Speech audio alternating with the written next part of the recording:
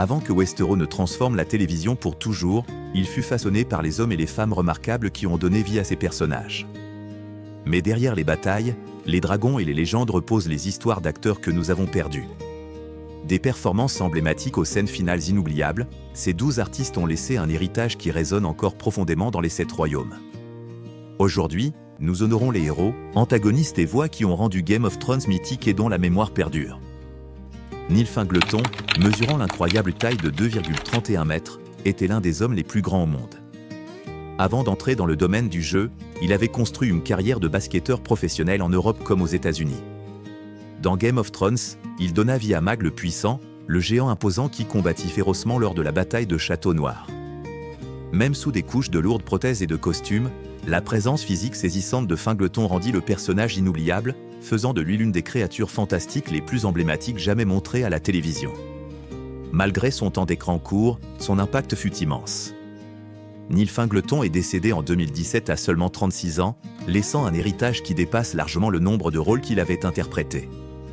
Sa contribution au monde de la fantasy, ainsi qu'à Game of Thrones, reste profondément appréciée. Il prouva que même de brèves apparitions peuvent laisser une impression durable lorsqu'elles sont portées avec puissance et dévouement. Ian Geldé apporta une force tranquille et une dignité raffinée au rôle de Kevan Lannister, le frère de Tywin, discret mais profondément honorable. Grâce à son interprétation, Kevan passa d'une figure en arrière-plan à l'un des dirigeants politiques les plus intègres de Port-Réal, une rare voix de raison dans une cité dominée par la peur et l'ambition. Geldé le joua avec une élégance remarquable et une retenue maîtrisée, révélant un homme qui privilégiait le devoir, la stabilité et le bien du royaume plutôt que l'intérêt personnel. Au fil des saisons, la présence de Kevan devint de plus en plus importante, culminant dans sa dernière confrontation tendue et inoubliable avec Cersei, l'un des moments les plus marquants des dernières saisons. En dehors de Game of Thrones, Ian Geldé était admiré pour ses décennies de travail au théâtre, où il était respecté pour son professionnalisme, sa profondeur et sa maîtrise de la scène. Il est décédé le 6 mai 2024, laissant un héritage chéri par ses collègues, ses fans et les spectateurs du monde entier. Son incarnation de Kevan Lannister demeure un hommage à un jeu subtil et intelligent, preuve que même les personnages les plus discrets peuvent marquer durablement les esprits. Diana Rigg était réellement une force de la nature. En incarnant Olenna Tyrell, elle transforma ce qui aurait pu n'être qu'un rôle secondaire en l'un des personnages les plus emblématiques de Game of Thrones. Grâce à son esprit acéré, son honnêteté intrépide et sa présence inoubliable, Rigg fit de la Reine des Épines une favorite du public dès sa première apparition. Sa réplique finale légendaire, dit à Cersei « Je veux qu'elle sache que c'était moi », devint instantanément l'un des moments les plus mémorables de l'histoire télévisuelle. Bien avant d'entrer à Westeros, Rigg avait déjà bâti une carrière brillante, de son rôle mythique dans The Avengers à des décennies de performances primées sur scène. Elle apportait sophistication, humour et une force remarquable à chaque projet qu'elle touchait. Diana Rigg s'est éteinte en 2020, mais son interprétation d'Olenna Tyrell demeure une véritable leçon de jeu, prouvant que le pouvoir naît souvent de l'intelligence, de la confiance et du courage de dire la vérité. BJ Hogg n'a fait qu'une courte apparition dans Game of Thrones en tant que Ser Adam Marbrand, l'un des officiers de confiance de Tywin Lannister. Mais au-delà des frontières de Westeros, il était une figure profondément respectée du théâtre et de la télévision irlandaise. Connu pour sa personnalité chaleureuse et son talent comique naturel, Hogg devint un visage familier des productions locales, apportant rire et authenticité à chacun de ses rôles. Même si sa présence dans la série fut modeste, son influence sur les arts de la scène demeura considérable. Il bâtit une carrière définie non par la célébrité mais par le dévouement, se présentant toujours avec professionnalisme, cœur et un véritable amour pour le récit. BJ Hogg est décédé le 30 avril 2020, laissant un héritage chéri par ses collègues comme par son public. Sa contribution rappelle que l'impact ne se mesure pas au temps d'écran, mais à la passion et à la sincérité qu'un artiste offre à son art. Jon Stahl apporta une profonde intensité et une fierté inflexible au rôle de Rickard Karstark, un seigneur du Nord douloureusement partagé entre vengeance et loyauté. Grâce à la performance puissante de Stahl, Karstark devint bien plus qu'un personnage secondaire, il incarna l'honneur dur et inflexible du Nord. Son exécution par Robb Stark marqua l'un des moments les plus décisifs de la série, un tournant qui déclencha le tragique effondrement du pouvoir de la maison Stark. En dehors de Westeros, Jon Stahl mena une longue et brillante carrière dans la télévision et le théâtre écossais, où il était admiré pour sa présence imposante et sa profondeur émotionnelle. Il est décédé en mars 2022 à l'âge de 68 ans, laissant derrière lui un héritage respecté dans toute l'industrie. pour de nombreux fans, son interprétation de Rickard Karstark demeure inoubliable, une performance portée par une émotion brute, une conviction farouche et le poids indéniable d'un homme pris dans les marais implacables de la guerre. Peter Vaughan, l'acteur qui incarnait le sage et bienveillant Maestre Aemon, mena une carrière remarquable qui s'étendit sur plus de 7 décennies. Dans Game of Thrones, il apporta une profonde humanité à Aemon Targaryen, le vieux maître ayant choisi une vie de devoir plutôt que les tentations du pouvoir. Vaughan était déjà partiellement aveugle dans la réalité, ce qui donna une authenticité saisissante à la dignité silencieuse de son personnage. Tout au long de sa longue carrière, il fut admiré pour son humilité, sa précision et son engagement inébranlable envers l'art dramatique. Son interprétation de Maestre Aemon devint l'un des piliers émotionnels des premières saisons, notamment grâce à ses scènes touchantes avec Jon Snow et les frères de la Garde de Nuit. Peter Vaughan s'est éteint le 6 décembre 2016, à l'âge de 93 ans. Pourtant, son incarnation demeure inoubliable, rappelant aux fans que la véritable force se niche souvent dans la vulnérabilité et que la sagesse brille le plus chez ceux qui ont porté le poids d'une vie entière. Martin Henderson n'occupait peut-être pas un rôle majeur dans Game of Thrones, pourtant son nom apparaît dans plusieurs hommages aux côtés d'acteurs ayant travaillé dans des productions britanniques similaires durant la même période. Sa disparition soudaine a profondément touché les milieux du théâtre et de la comédie, où il était une présence familière et appréciée. Connu pour sa personnalité chaleureuse, son sens comique aiguisé et son dévouement envers son art, Henderson avait gagné le respect de nombreux collègues de la télévision comme de la scène.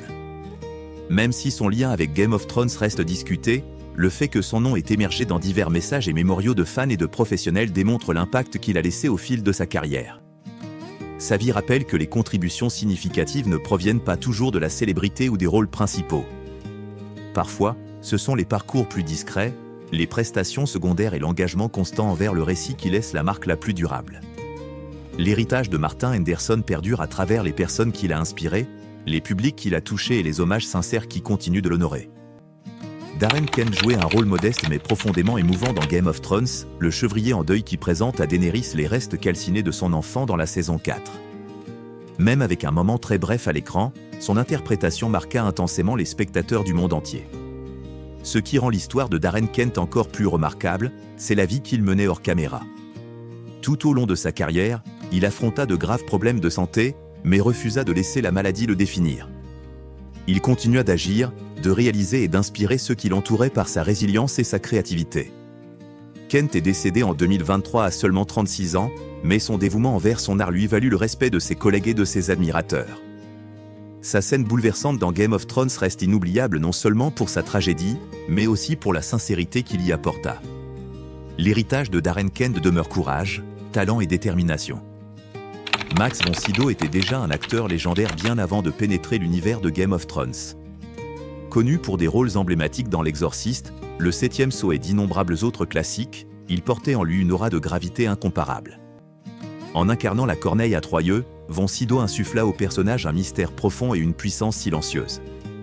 Ses scènes avec Bran Stark étaient calmes, précises et envoûtantes, guidant le jeune Stark vers un destin bien plus vaste que lui. Même durant sa présence brève à l'écran, von Sydow transforma chaque instant, rappelant au public pourquoi il demeura l'une des figures les plus respectées du cinéma pendant près de 70 ans. Max von Sydow s'est éteint le 8 mars 2020 à l'âge de 90 ans. Pourtant, son héritage continue de briller à travers les générations de cinéphiles. Sa contribution à Westeros, bien que courte, fut une preuve inoubliable qu'un maître acteur peut élever même le plus petit rôle en quelque chose de véritablement intemporel.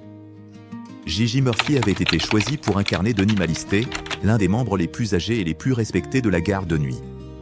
Mais tragiquement, seulement 4 jours après avoir tourné ses premières scènes en 2014, il est décédé. Bien qu'il n'ait jamais figuré dans la version finale, son simple engagement reflétait la force de sa longue et brillante carrière théâtrale. Murphy était une figure très appréciée du milieu, reconnue pour son dévouement, son talent et la sagesse naturelle qu'il apportait à chaque rôle. Dans un geste touchant de respect, HBO décida de ne pas remplacer Denis Malisté, honorant la mémoire de Murphy et reconnaissant l'importance de sa contribution. Sa disparition soudaine rappela aux fans et aux acteurs la fragilité de la vie et la puissance durable du récit. Même si son passage à Westeros fut bref, l'héritage de Gigi Murphy perdure à travers les vies qu'il a marquées et les décennies consacrées à son art. Wilko Johnson était bien plus qu'un acteur, il était un guitariste légendaire du groupe britannique emblématique Dr. Feelgood. Lorsqu'il endossa le rôle de Ser Ilyn Payne dans Game of Thrones, sa présence froide et silencieuse rendit le personnage inoubliable. Sans prononcer la moindre réplique, Johnson livra une performance glaçante en bourreau royal ayant exécuté Ned Stark, créant l'un des moments les plus choquants et déterminants de toute la série. Hors caméra, la vie de Wilko Johnson fut une histoire de résilience. Il combattit un cancer durant des années, l'affrontant avec une force et une sincérité remarquables, devenant une inspiration dans la scène musicale britannique. Son intensité scénique puissante et son style de jeu unique firent de lui un pionnier du mouvement pub rock. Wilko Johnson est décédé en 2022 à l'âge de 75 ans, mais son héritage perdure à travers deux univers, la musique et la télévision. Sa combinaison inoubliable d'intensité artistique et de courage personnel assure qu'il restera célébré durant des générations. Roi d'Autrice, qui incarnait Aline le pyromancien dans la saison 2 de Game of Thrones, avait derrière lui une carrière extraordinaire qui s'étendait sur plusieurs décennies. Pourtant, beaucoup de fans le connaissent encore mieux comme le narrateur légendaire des livres audio A Song of Ice and Fire, où il prêta sa voix à plus de 200 personnages, un exploit qui lui valut un record du monde Guinness. Son étendue vocale, sa précision et sa maîtrise du récit rendirent ses narrations mythiques, influençant la manière dont des millions de lecteurs imaginaient Westeros. Dans la série, Dotrice apporta à Aline un mélange unique de curiosité et d'excentricité, supervisant la création du feu grégeois et jouant un rôle clé dans l'explosive bataille de Lanera. Roi d'Autrice s'est éteint le 16 octobre 2017, à l'âge de 94 ans, laissant un héritage chéri par les amateurs des livres comme de la série. Sa voix, son talent et son dévouement indéfectible envers l'univers de George R.R. Martin firent de lui l'un des contributeurs les plus influents au monde de Westeros, à l'écran comme bien au-delà. Ces 12 acteurs ne sont peut-être plus parmi nous, mais leurs interprétations continuent de résonner à travers les salles de Westeros. Ils ont façonné l'univers que nous aimions, donné vie à des personnages inoubliables et laissé des histoires qui nous survivront. Leur talent, leur passion et leur héritage demeurent immortels. Lequel de ces acteurs t'a le plus touché? Partage ton avis en commentaire, rends leur hommage avec un like et abonne-toi pour d'autres voyages au cœur de l'histoire derrière le royaume de Game of Thrones.